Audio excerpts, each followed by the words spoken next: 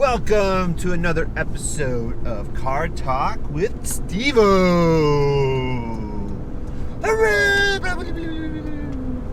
So today we are going to talk about window cleaning isn't perfect. Now, the reason I wanted to talk about this was because I see so many posts in the Pro Window Cleaning group.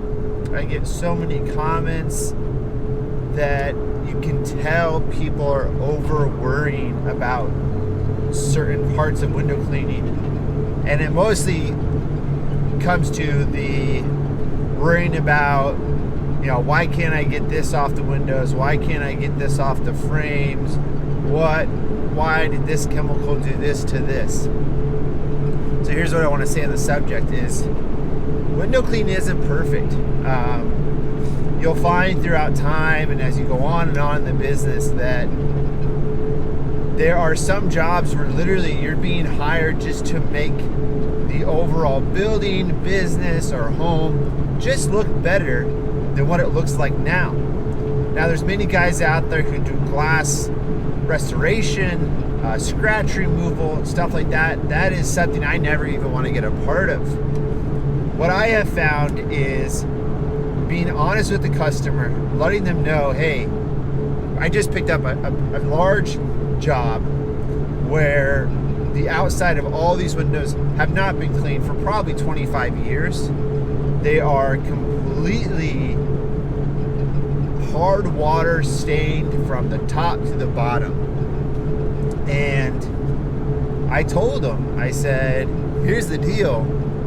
When I got to the bid, I went ahead and I just cleaned a window right away on the outside, just to kind of see for myself, how long is it going to take me to make this work? And what I came to was that, okay, at the most extreme, I will waste about 5 minutes on the outside of a pane. These panes are probably about, I would say 4.5 feet tall, 3 feet wide, all around a building, 200 windows. And cleaned one window. The guy came out. I hadn't contacted him when I got there yet, and he said, okay, so what can we do? And then we decided to clean a window in and out for the bigger uppers in the company to look at and see if they liked it. The inside is completely hazy. So after we'd cleaned inside and out of this pane, I mean, it looked so much better, but it was not perfect.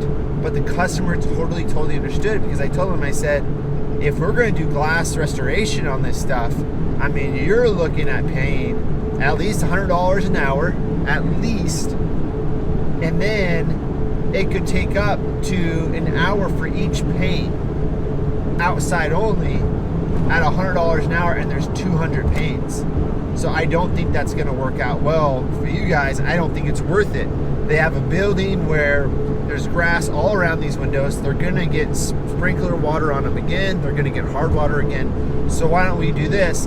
Plus, soap them up, bronze wool pad the whole window, steel wool the whole window, either or, not both. Not scrape, not going to scrape. What I find with hard water is when you scrape everywhere where you haven't got a flush scrape, you're going to see that scrape. So it's almost better just to buff it out with steel wool and make that, it's going to look overall better. That's my personal view on it. We're not going to do any creams. We're not going to do any of this stuff. We're just going to make it look better. Day later, job accepted. So, and it's always nice in the wintertime to have some good, tedious, but easy work. I see a lot of guys have asked me when seeing us do double polling videos on buildings or something like that, I'll rest my mop up sometimes on the side of the building, and guys will say, aren't you worried about debris coming off the building, getting inside your sleeve, and then you go to scrub the window and it scratches the window? No, I'm not. I'm not worried about that. It's never happened, so therefore that's probably why I'm not worried about it. The amount of debris needed to scratch a window is pretty heavy. I don't think you're going to pick that up from a normal side of the building. I just never had that issue.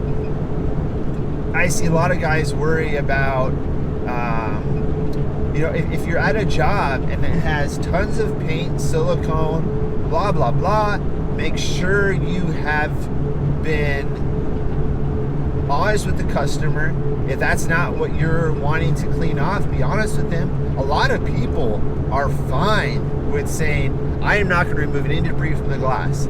I am simply going to wash the glass with my microfiber sleeve.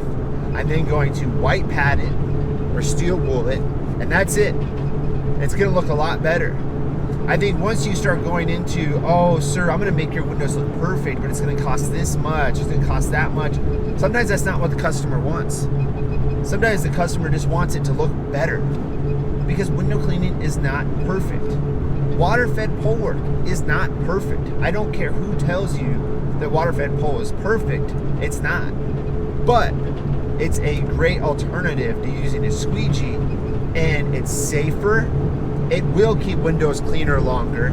I thought that was a bunch of bullshit for a long time. But as I've used it at my own home, used it at my parents' home, and been able to see the results over time, and then also have large commercial projects or some of the homes we do monthly with water-fed pole, I have seen this glass stay cleaner longer. There's ones we do traditional, there's ones we do with water-fed pole. And I would say the ones with traditional that may have that small bit of soap still on that glass, even though you've removed it, it's a magnet for dirt. It just is. It's going to leave a little rougher of a texture, allowing dirt to trap on the glass better. Not every tool is perfect. You know, not every washer sleeve is perfect. Sometimes you just have to get to the job and get it done. As far as do what you are able to do. If for some reason the customer doesn't like that, you've done what you can do. Don't be too hard on yourself. Don't overthink windows. Don't look at a window from every single little angle. I know you'll do it when you first start cleaning windows, but it's not worth it. Look at windows the same way you looked at windows before you ever started cleaning windows. As in, when you walked up to a storefront before you ever started cleaning windows, I doubt you ever thought about, wow, these windows are dirty. Maybe in some circumstances, there is extreme circumstances, but I know I didn't. That was one of the first things I was taught by a 30-year veteran, was that look at the windows the same way you looked at them before you ever cleaned windows, in a way that you're the customer looking at it and say, wow, that looks really clean. Now, if you look at a window in every single angle and every single, sunlight angle, you're going to see problems. Sometimes water-fed pole, you look at the window from like second story from the first floor, looking up outside and saying, oh my God, there's some really, what is going on with that glass? Then you go inside, you look out, and it's perfect. And you're thinking, what is going on? And then you look at it straight on from the first floor to straight up at the window. You're like, it looks great, I'm probably one of the worst about being hard on myself at some jobs. Once I know what the customer wants, I'm really good about just getting on with it. But I sometimes can be really OCD about little things.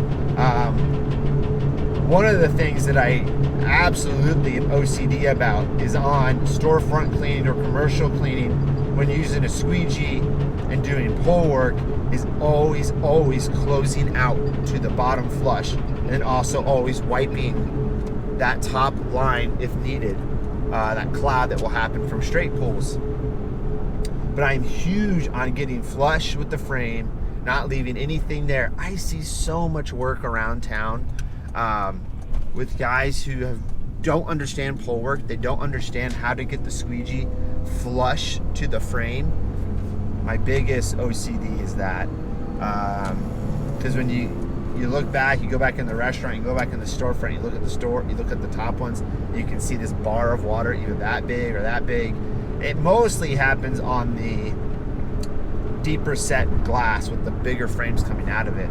But that's where, just buy a ledger, make it work for yourself. But just know that window clean isn't perfect. Sometimes you gotta know when to leave a window. I think that's the biggest thing you'll learn over time is learn your steps so that you have, like when I go into a home, the average home, it's mop the window, steel wool it, or blade it. as in scrape it. But I rarely do both. Basement windows are probably the only windows where I'll do both.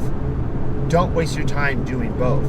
If you can blade it, great, but if you can just steel wool it, I think that ultimately is going to give you your best finish, other than at construction cleans where you really need to do everything possible, right? So steel wool it, squeegee it, detail your edges, leave it. Maybe look at it for 1 second to see if there's anything big that pops out at you. If there's nothing big that pops out at you, leave the window, move on to your next window. That's how you'll be a quicker window cleaner. But that window may not always just be perfectly clean. And I know a lot of guys, you'll think when you say this, well, he's saying not to clean the window perfectly. What the hell is he saying? No, I'm not saying that. I'm just saying there's things such as hard water, there's things such as debris that you may not be able to get off. There's just some things that you have no control of. There is human error in window cleaning. Until window cleaning is perfected by some robot, will window cleaning be the most perfect it can be. But until that point, and I hope that never happens, you have to realize that window cleaning isn't perfect, and you're out there just to make the world a brighter place. Well, that's it. That's my rant about how window cleaning isn't perfect. And hope you've enjoyed this episode of Car Talk with SteveO.